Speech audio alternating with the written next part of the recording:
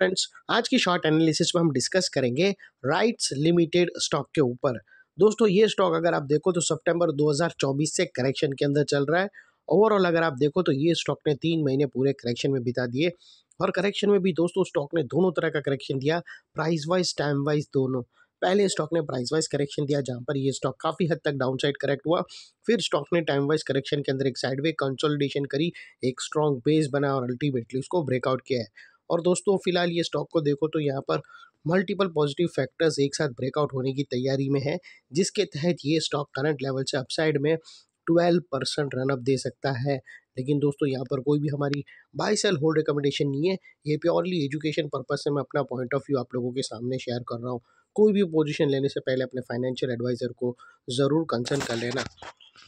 Friends, आप लोग देख सकते हो कि ये वो टॉप था जहाँ से करेक्शन स्टार्ट हुआ था और यहाँ से कुछ इस तरह से downward sloping parallel channel stock के अंदर बनी। और जब तक स्टॉक ये डाउनवर्ड स्लोपिंग पैरेलल चैनल में था, स्टॉक प्राइस वाइज करेक्शन के अंदर एंगेज रहा और यहाँ पर back to back lower lows hit हुए। दोस्तों अगर आप देखो तो फर्स्ट लोअर लोज यहाँ ट्रिगर हुआ, सेकंड लोअर लोज यहाँ ट्रिगर हुआ, थर्ड लोअर लोज यहाँ लगा और लास्ट लोअर लोज यहाँ हिट हुआ। और जैसे ही दोस्तों ये downward sloping parallel channel upside में ब्रेकआउट हुई, इसने मल्टीपल हायर हाइज को ब्रेक करके उसके अबाउ सस्टेन क्लोजिंग देकर कंफर्म कर दिया करेक्शन कंप्लीटेड।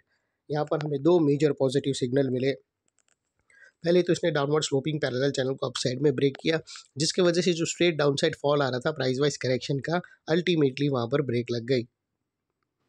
और सेकेंडली इसके अंदर जो कंटिन्यू लोअर लोज हिट हो रहे थे वो स्टॉप होके उसके अगेंस्ट में first time higher highs register हुए क्लोजिंग बेसिस पे, जो हमें कंफर्म करता है कि स्टॉक के अंदर बॉटम लग गई है और correction completed. Unless and until यहाँ पर कोई नया लोअर लोज ना मिले या पुराने लोअर लोज के नीचे क्लोजिंग ना मिले, तब तक हम यही मानकर चलेंगे कि यहाँ पर बॉटम लग गई है टेम्पररी और अपसाइड मोमेंटम के लिए स्टॉक रेडी है। और अल्टीमेटली दोस्तों बात कर लेते हैं यहाँ पर डाइवर्शन का। तो फ्रेंड्स, अगर आप RSI डालकर चेक करो या MACD डालकर चेक करो, आपको यहाँ पर क्लियर पॉजिटिव डाइवर्शन मिलेगा। प्राइस एक्शन की जो लास्ट लोअर लो स्विंग अगर आप देखो तो वो डाउन साइड की तरफ टिल्ट हुए हैं, वही RSI के स्विंग देखो तो वो अपसाइड में टिल्ट होकर यहाँ से हमें ब्रेकआउट मिला है, जो एक अपसाइड मोमेंटम पम्प कर सकता है स्टॉक के अंदर। और फाइनली दोस्तों बात कर लेते हैं यहाँ पर चार्ट पैटर्न की। तो फ्रेंड्स, अगर आप देखो तो यहाँ पर हम एक ज़बरदस्त ट्रायंगुलर चार्ट पैटर्न ब्रेकआउट होता हुआ क्लियरली विटनेस होता है। लेकिन दोस्तों यहाँ पर एक्चुअली अगर आप देखो तो ये स्टॉक ने अभी तक कंफर्म ब्रेकआउट नहीं किया है, लेकिन उसने ऑलरेडी क्लोजिंग बेसिस पे ब्रेकआउट नहीं किया है, लेकिन 2 बार उसने स्टॉक ने टेस्ट किया है नेकलाइन को। तो ये एनी मूवमेंट ब्रेकआउट की कगार पे है।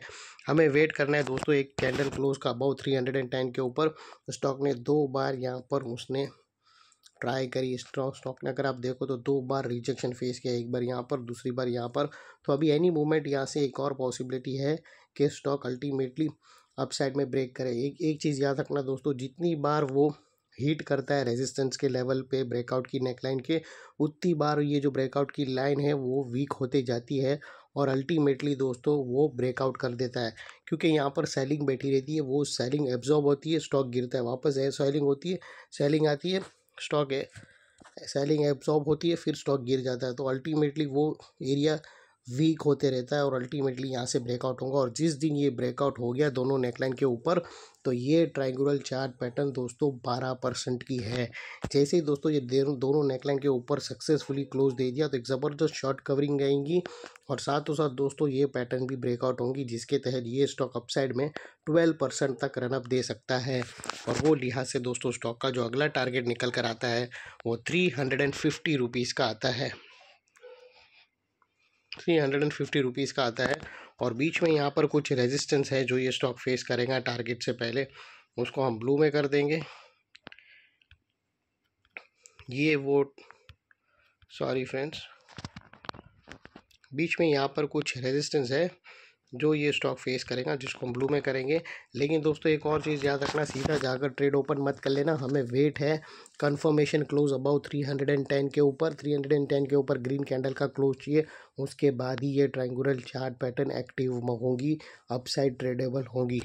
और दोस्तों जैसे ही दोस्तों ये दोनों नेकलाइन ब्रेक होंगी, फिर ये नेकलाइन का ये वाला एरिया बहुत ही इंपॉर्टेंट एरिया बनकर खड़ा होगा, क्योंकि यहाँ पर मल्टीपल पॉजिटिव फैक्टर्स एक्शन में आते हुए मिले।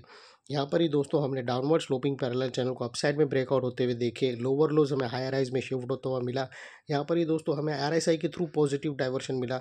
और यहाँ पर दोस्तों एक और कंफर्मेशन कैंडल का ब्रेकआउट का वेट है, उसके बाद फिर ये एरिया एक स्ट्रॉन्ग सपोर्ट बनकर खड़ा रहेगा, जो अल्टीमेटली एक स्ट्रॉन्ग रेजिस्टेंस था, फिर ये लेवल इंपॉर्टेंट सपोर्ट बनकर खड़ा रहेगा।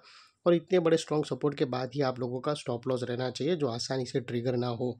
और दोस्तों एक और चीज़ याद रखना कि अगर बाय एनी चांस ये अपसाइड की नेकलाइन ब्रेक करने से पहले डाउन साइड में ये लेवल को ब्रेक कर देता है स्टॉक, तो फिर ये ट्रायंगुलर चार्ट पैटर्न इनवैलिड माने जाएंगी। इसको नेगेट कर दिया पैटर्न ने। यहाँ के दोस्तों याद रखना, अगर ये स्टॉक क्लोज कर देता है बिलो 289, जिसको हम रेड में कर देंगे, अगर ये दो नेकलाइन है उसके ब्रेकआउट से पहले इसके नीचे क्लोजिंग कर देता है, तो फिर ये ट्रायंगुलर चार्ट पैटर्न इनवैलिड माना जाएंगी और यहाँ से फिर और ABC पैटर्न डाउन साइड में स्टार्ट होंगी। तो ये चीज़ ज़रूर रडार पे रखना। और जैसे ही यहाँ से ब्रेकआउट होगा तो दोस्तों अपसाइड मोमेंटम ज़बरदस्त आएगी। तो आपको क्लियर पिक्चर बता दिया दोस्तों क्या करना है। एनालिसिस अच्छी लगे तो प्लीज़ चैनल को लाइक शेयर सब्सक्राइब ज़रूर करना। Thank you. जय हिंद।